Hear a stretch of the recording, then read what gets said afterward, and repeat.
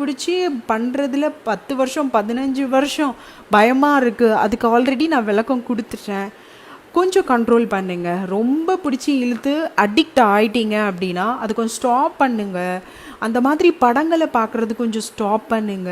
சீரியஸாகவே உங்களுக்கு ரொம்ப ரொம்ப ரிவர்ஸில் எடுக்கிறதுக்கு ஊட்டச்சத்துக்கள் பிஃபோர் ஆஃப்டர் எப்போ பார்த்தாலும் பிஸியாக அவங்கள வச்சுக்கோங்க. அந்த மாதிரி படம் பார்க்க சொல்லலை, பிடிச்சி இழுத்து அந்த பிஸி சொல்லலை. குடும்பம், ஃபேமிலி, ஃப்ரெண்ட்ஸ், உங்களுக்கு பிடிச்சது இன்ட்ரெஸ்ட், ஹாபீஸ், ஒர்க்கு, இப்படி பிஸி பண்ணிக்கோங்க.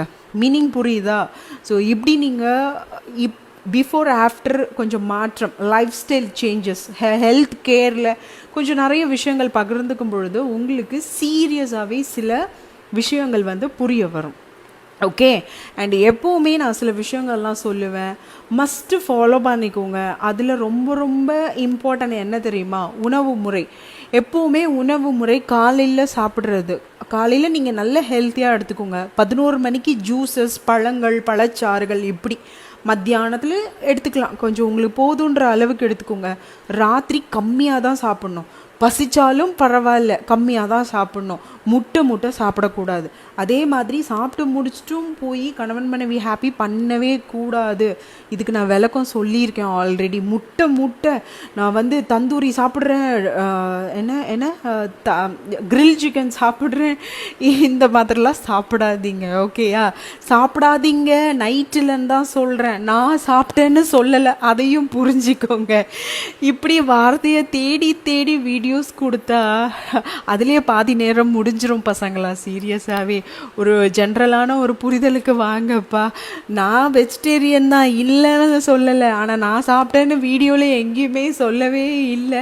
அண்டு சில பேர் இந்த கேபேஜ் வீடியோஸ்லாம் பார்த்துட்டு முயல் குட்டி மாதிரி இப்படி சாப்பிட்றீங்க. யாரோ ஒருத்தர் அதில் கேட்டிருந்தாரு, இதெல்லாம் சாப்பிடுவீங்களா நீங்கள்?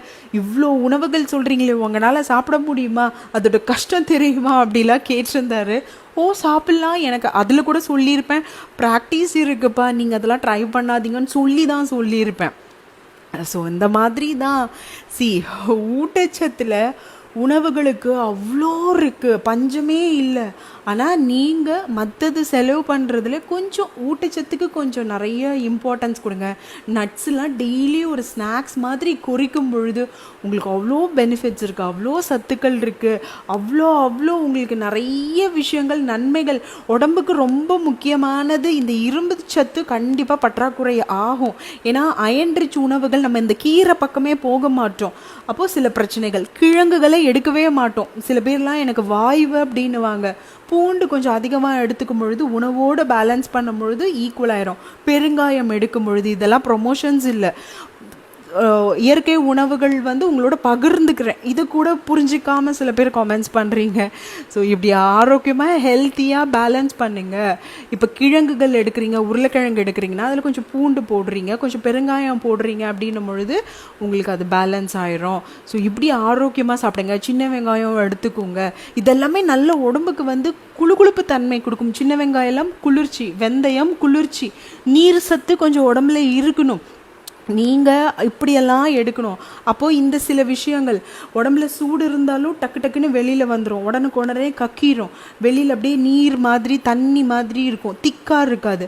ஸோ இந்த மாதிரி உணவுகள் நீங்கள் பேலன்ஸ் பண்ணும் பொழுது சரியாயிடும். நட்ஸ் நிறைய எடுக்கும் பொழுது நல்ல கெட்டியாக மாறும். இப்படி வால்நட் எடுங்கன்னு சொல்லியிருக்கேன். என்னால் வால்நட் முடியாது அப்படின்னா பாதாம் எடுத்துக்கோங்க. ஸோ பாதாமும் முடியாது அப்படின்னா வேர்க்கடலை, பீனட் எடுத்துக்கோங்க. இப்படி தானே நான் உங்களுக்கு பிரித்து கொடுத்துட்ருக்கேன். ஸோ சொல்கிற விஷயங்களை கொஞ்சம் புரிதலோட பாருங்கப்பா. இதுக்கு மேலே எப்படி விளக்கம் சொல்கிறதுனே எனக்கு தெரியல. சில பேர் சில விஷயங்கள்லாம் ரொம்ப அசிங்கமாகலாம் பேசுகிறீங்க, அந்த மாதிரி பேசாதீங்க, அதை மஸ்ட்டு புரிஞ்சுக்கோங்கன்னு தான் நான் அவங்களோட பகிர்ந்துட்டுருக்கேன். ஸோ நான் கிளியர். இந்த வீடியோ ஒரு 10 நிமிஷம் லைஃபுக்கு சந்தோஷமாக 10 நிமிஷம் பாருங்கள், நிச்சயமாக ஒரு புரிதலை கொடுக்குன்றதை புரிஞ்சுக்கோங்க. அடுத்தடுத்து நிறைய விஷயங்கள் பகிர்ந்துக்கிறேன். நீங்கள் கேட்குற கேள்விக்கு தான் நான் பதில் சொல்லிகிட்ருக்கேன். ஸோ ஒரு மன புரிதலோடு பாருங்கள், லைஃப் ஜம்முன்னு ஓஹோன்னு இருக்குன்றதை புரிஞ்சுக்கோங்க. ஸோ இன்னும் அடுத்தடுத்து நிறைய விஷயங்கள் பகிர்ந்துக்கிறேன். சுபாக்கு மறக்காமல் சப்போர்ட் பண்ணுங்கள். உணவுகள் சொல்லியிருக்கேன், அலர்ஜிஸ் கொடுக்கணுன்னா வேண்டாம், பொதுவான கருத்துக்கள். Take care.